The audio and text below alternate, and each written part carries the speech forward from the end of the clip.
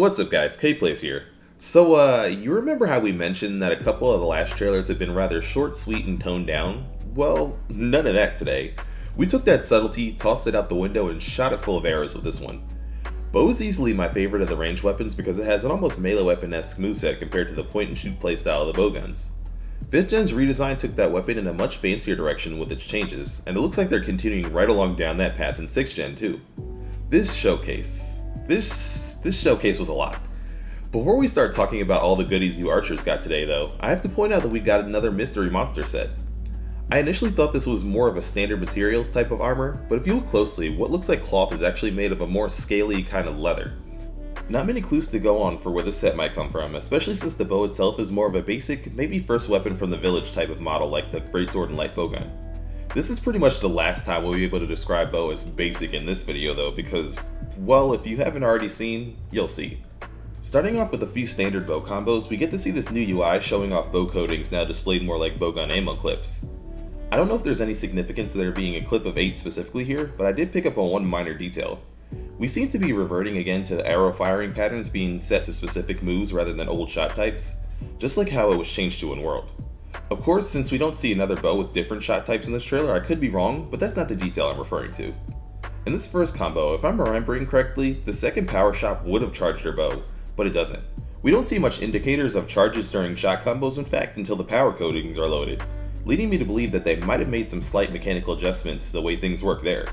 The following scene brings attention to the classic style of holding your shot to charge, so I think I might be onto something there, but you bow mains watching will have to let me know if you're seeing the same thing I am. Moving on to some more obvious changes, the captions about bow having high mobility, yeah, that's definitely not lying, because we see the thing perform an adept style dodge here. And this little jumping shot, but we don't have much context for what's supposed to be accomplishing there. An aerial shot for easy mounting damage maybe? But forget that. Adept style dodging. This is the first time we've seen this in any of the trailers so far, so I'm assuming it is something inherent to bow, even though perfect guarding on the other hand has been seen on more than one shielded weapon. If it is then wow. Adept bow just might be the default bow in Wilds. Except now with the weapon's 5th Gen updates when the original Adept bow was already plenty strong enough with both safety and offensive pressure. This weapon is eating good only halfway into the showcase, but the crazy new additions don't stop there because if Adept dodging wasn't enough, literally right after this reveal we're shown homing arrows. Bow getting a special arrow that just casually breaks physics and magnetizes others to it is definitely something else. I mean, fun fact, you actually can curve arrows in real life, but these things? They're practically heat-seeking missiles once you land the new tracer round. And what's more, once you land enough arrows on it, it proceeds to explode because why not? And if you missed it, which I couldn't blame you for because there's also a lot going on, the final shot landed to blow up this tracer is a much faster Dragon Piercer. That move was mostly used in niche situations and gimmicky playstyles due to how long it took to fire compared to the constantly damaging dash dancing method.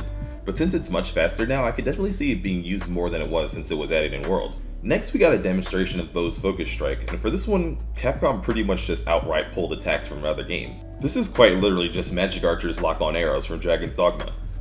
After activating a special aiming mode, any hit zones you pass over will be painted with either yellow or gray targets, depending on whether or not they're currently wounded. You'll then be able to tag those same targets with a 1-2 punch of a power shot into a Dragon Piercer.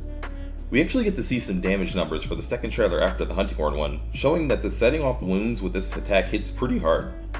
The fact that we're outright pulling abilities from other games though, that's very surprising. And it definitely has some interesting implications for any Monster Hunter weapon that could possibly have something up for grabs.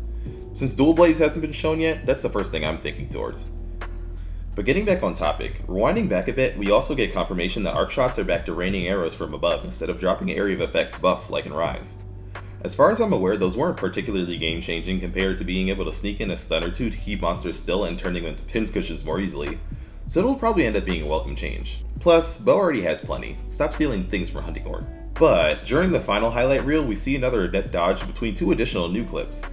The first is the second time we see a sneak attack after the Charge Blade trailer, this time using the animation from Rise's aerial aim.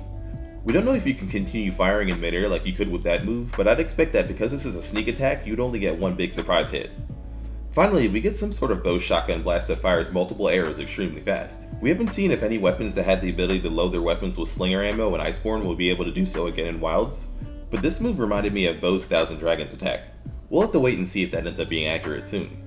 That's all for this one though. Did that trailer give anybody else whiplash? Because I'm kind of feeling it a bit myself. Oh, my neck! My back! My neck and my back! Bo, yeah, you can come right on up here and sit in at the cool kids table with Gun, Lance, and Hunting Horn in my book. Because as far as I'm concerned, this has been the top 3 hypest trailers we've seen so far. Only Lance and Dual Blades left now.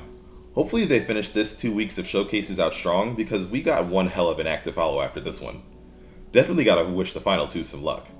Let me know what you want to see next, or maybe whether you want to see your personal best saved for last down below. Until next time though, this has been another K Plays, and I hope you enjoy the rest of your day.